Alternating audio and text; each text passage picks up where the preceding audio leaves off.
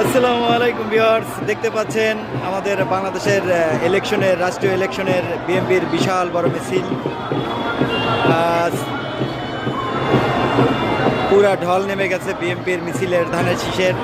খুব ভালো লাগছে দেখতে।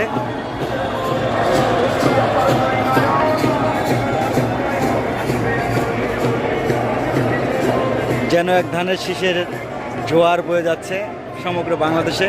আশা করি ধানের শীষ বিজয় হবে।